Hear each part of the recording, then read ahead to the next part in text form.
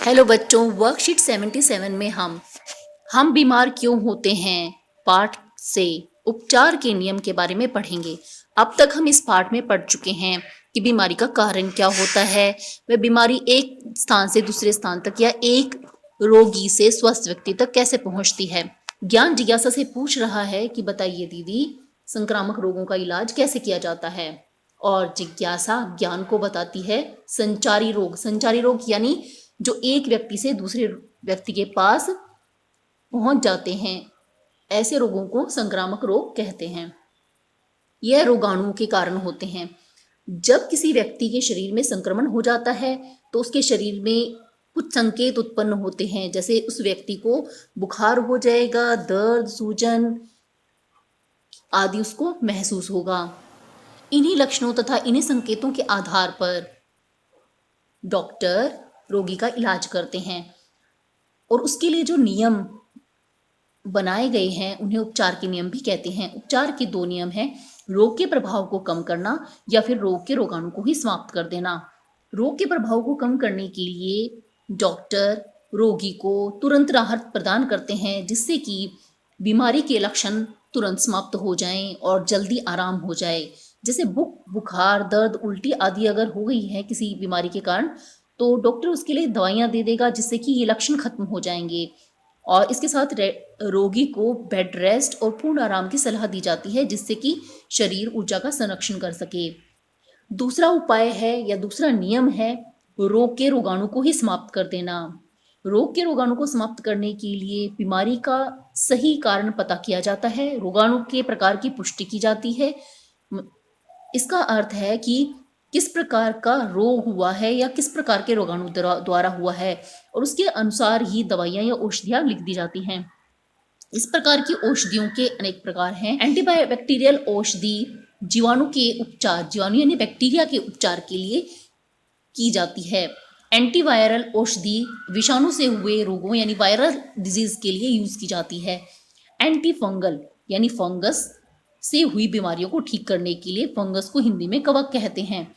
Anti protozoal औषधि protozoa द्वारा हुए रोगों को ठीक करने के लिए, और कृमिनाशक औषधि परजीवी कृमि के रोगों के उपचार के लिए इस्तेमाल की जाती हैं। एंटीबायोटिक औषधि के बारे में पढ़ेंगे। इसका उपयोग संक्रमित व्यक्ति या बीमार व्यक्ति में उत्पन्न हुए बैक्टीरिया को मारने के लिए किया जाता है। इसीलिए इन्हें एंटीबैक्टीरियल, एंटी का मतलब होता है अगेंस्ट यानी बैक्टीरिया के विरुद्ध कार्य करना। जैसे दवाई है पेनिसिलिन और टेट्रासाइक्लिन।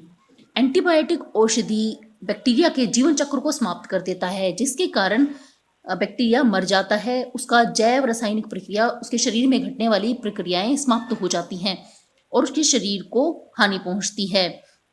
ये जैव रासायनिक प्रक्रियाएं हर रोगाणु में अलग अलग तरह की होती हैं। इसीलिए कभी भी एंटीबैक्टीरियल औषधि को विषाणु के बीमारी में इस्तेमाल नहीं किया जाता। इसका कारण है इसे सिर्फ बैक्टीरिया के लिए इस्तेमाल करते हैं, इसे विषाणु जनित रोगों में इस्तेमाल नहीं करते, क्योंकि विषाणु का अपना कोई सिस्टम नहीं होता। यह जब तक शरीर से बाहर होता है यह एक निर्जीव की तरह कार्य करता है, और जैसे ही यह हमारे शरीर में चला जाता है तो हमारे शरीर की कोशिकाओं में जाकर हमारे शरीर की कोशिका पर कंट्रोल कर लेता है और इसी से अपना कार्य चलाता है, धीरे धीरे अपनी संख्या बढ़ाने लगता है। तो जब हम एंटीबैक्टीरियल औषधि का इस्तेमाल करते हैं तो यह बैक्टीरिया पर काम करती है, विषाणु पर नहीं। इसका एक कारण और भी है, बैक्टीरिया के पास में कोशिका भित्ति होती है।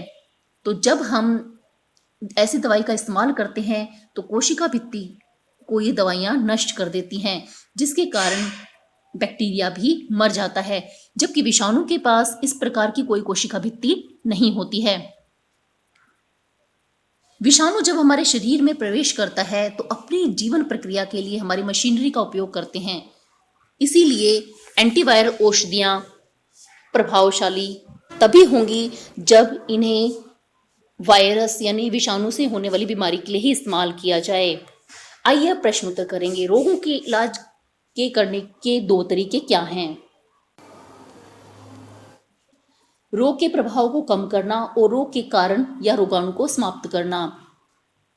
एंटीबायोटिक किसे कहते हैं और यह कैसे काम करती हैं?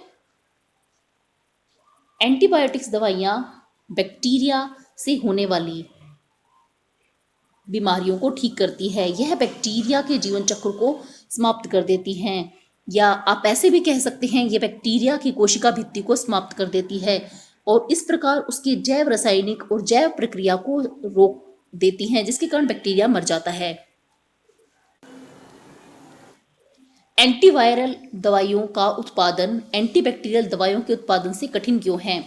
एंटीबैक्टीरियल दवाइयों में बैक्टीरिया के ऊपर हम डायरेक्ट असर कर सकते हैं, बैक्टीरिया को डायरेक्ट मार सकते हैं, जबकि एंटीवायरल दवाइयों में विषाणु हमारी कोशिकाओं के अंदर चला जाता है, तो इसीलिए विषाणु को नष्ट करना मुश्किल होता है, क्योंकि ऐसा करने से यह हमारी कोशिकाओं या हमारे शरीर पर प्रभाव डाल सकता है।